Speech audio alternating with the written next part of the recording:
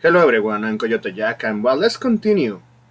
We still have a lot to catch on, but at least for now, I was expecting to do one video of this, but other stuff came up that perfectly aligns with have been saying about, hey, one thing, piracy is a service issue, and yeah, I don't think you should encourage cloud service only for the remaining days to come.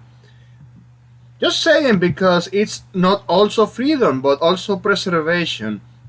But well, first of all, let's jump on this one. So I saw this one posted for on Pirate Nation on August 13th. Stop Killing Games may have a much harder fight ahead than people think.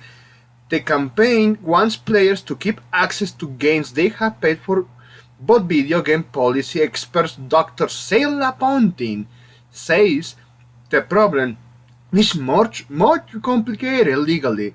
It's much more. How?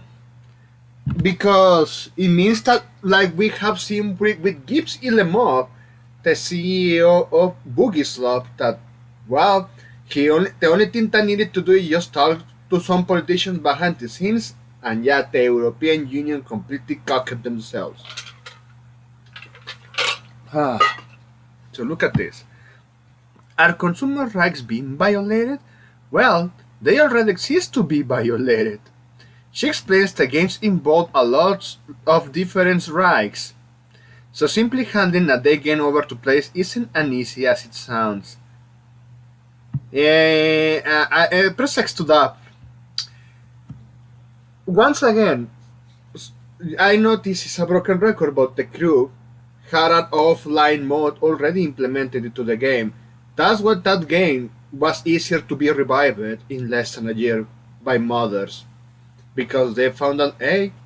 So it had a hybrid mode, one for the live service that was the only one that gonna be delivered to the ones that paid for the game, and the other one was for the developers to taste things. So yeah, it's all based on how are developing their crap. But you know what? If you see crap, you know you should avoid it. Just saying. This one, Ponty says she understands why people care about keeping games they love. But once there is quote unquote mismatch between what the public might be calling for and what is possible. Sounds like an advocate of the corporations, and here is another one of the statement posted by the same by Paranation on August 14. Dr. Celia Pondit says Stop Killing Games' idea of creating laws to protect players is complicated, but there's some important context. Pontin is Director of Public Policy and Public Affairs at Flux Digital Policy, against industry policy consultancy that is part of Wiggin. Wiggin's key clients include major companies such as Sony and Warner Bros. Discovery. So these companies, when they wanna win, they're gonna resort to bribing, excuse me, lobbying every single time. And Flux also works on helping games companies understand and respond to changes in regulations and policy. What a fucking joke, and you have here Stop Killing Games. Oh, permanent. Oh, wow, I'm shocked. Oh, wow. Oh, what is going on here?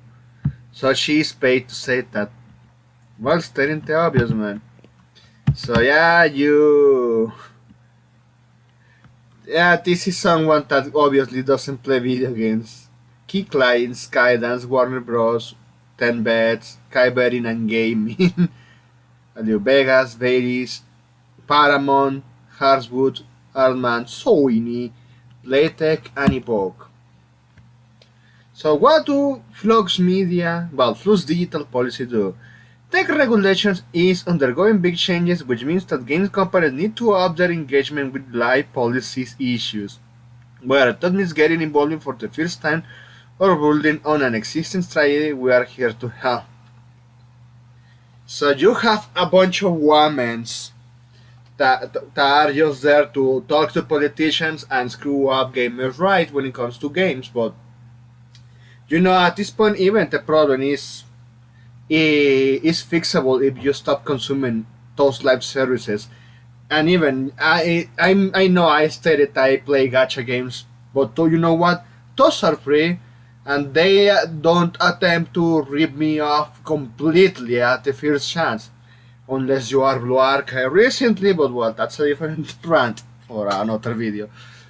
So with the AAA slab that we have seen, it's $60 and being light service. On top of that, we're having the worst of the worst monetization possible. It's simple, just stop consuming. And if they even are not going to give you what you want, or they are going to kill it at any moment, and encourage you to buy the next product now, man, it's just simply a fucking joke.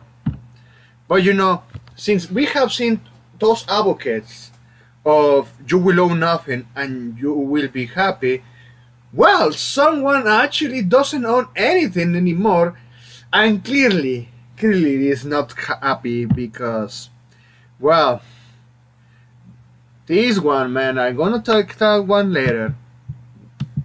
This one right here. A PVA station is fighting to get back more than 50 terabytes of its own files covering over 70 years of television history stored in a data center. 9 PVAs had its videos, TV shows, photos, and other archives stored through a cloud server company called Open Source Storage. So yeah, they digitalized all of their media and moved it into the cloud, while also destroying their remaining physical media that was in perfect condition to this date, because you will own nothing. But what happened?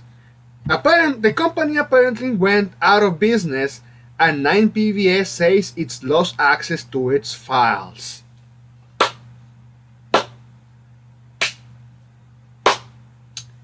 Ah, man, wonderful. Maravilloso. Suarashi. It's it's nice. It's nice seeing when one of those fucking advocates had a taste of their own medicine. Ah, so you are getting what you have in advocated. Why you're not happy? Why you're not happy? You wanted this. You wanted to be everything from the cloud. You didn't want people to own. You wanted them to rent, but in the process, you PVS ended up renting yourself for the sake of profiting, and it backfired horribly.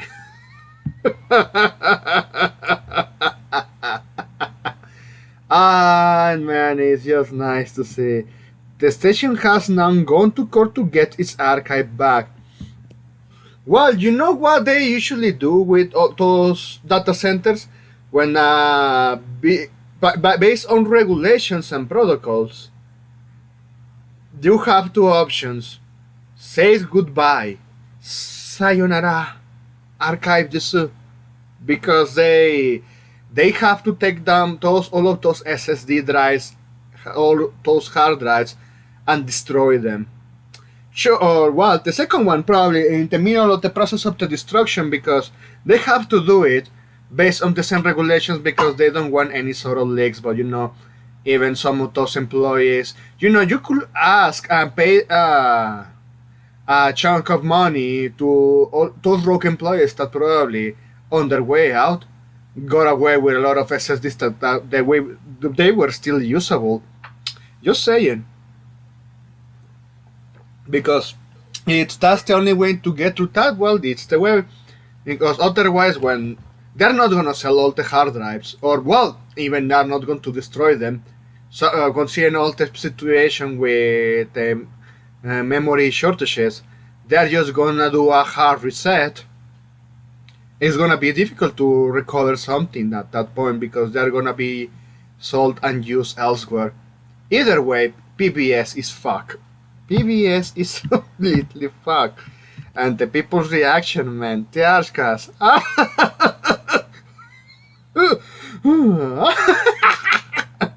Trust in the cloud, suckers!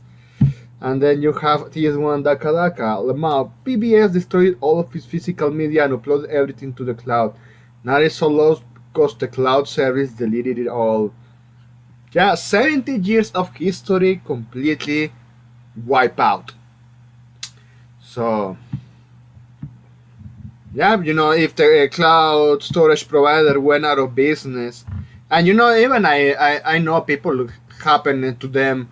I remember when they were absolutely bitchy when CP Share, one of those cloud storage providers, went out of business. It was the best one, man. You could download all the files, no restrictions, for free, but since not many people were paying for the special services, yeah, they weren't keeping afloat and they shut down. And yeah, CP Share was a shame. But well, also Endymion, BPBS have 50 years of your show on cloud. The service hosting goes bankrupt. Servers shut down immediately. All media is lost forever. But digital is the future, guys, right? Yeah, but you say that the cloud is the future.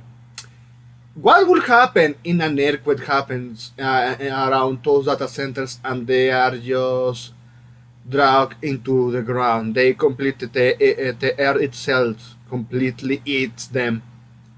Because that shit could happen. I mean, it's extremely improbable, but not impossible, considering that, yeah, the earthquakes have been going rampant this year, which is something that is concerning. But well, also let's look to this one because this is what also they're doing. Because at the end of the day, it's the concern what these fucking corporations are also doing. So independent bookstores in Europe are receiving unusual bulk orders, and some booksellers worried the books could be linked to AI companies. One Irish bookstore reportedly received an order for around 5,000 books, many obscure titles not normally ordered in such quantities. Other bookstores have received orders worth of 10,000 euros up to 5,000 euros. They are worried that the books could be bugged, scanned, used as AI trained data, and then destroyed. You know, I wouldn't mind if they use this for training AI. But the other second part, now it is an actual problem, and PBS just fucking highlighted this. So this corpus, yeah, those books are just taking space. Auto recordings are just taking space into our warehouses. We need to get rid of them, and they're not going to sell it elsewhere. By their own fucking regulations that even they help it to put themselves with, along with these fucking politicians. The only thing they do is regulate so they can squeeze more taxes. How is the first world countries like in Europe call themselves first world country? They are just completely destroying their preservation. Seriously, man, it's something that pisses me off. And yeah, considering that what happened with PBS, now here is an actual concerning issue. So there you have it. Yeah, eventually these fuckers are gonna pay the price because even maintaining those data centers are fucking expensive. Or even something could happen from natural causes, wherever it is the mother nature or humanity itself. At this point, who knows? But that's it. Thanks for watching and please take care.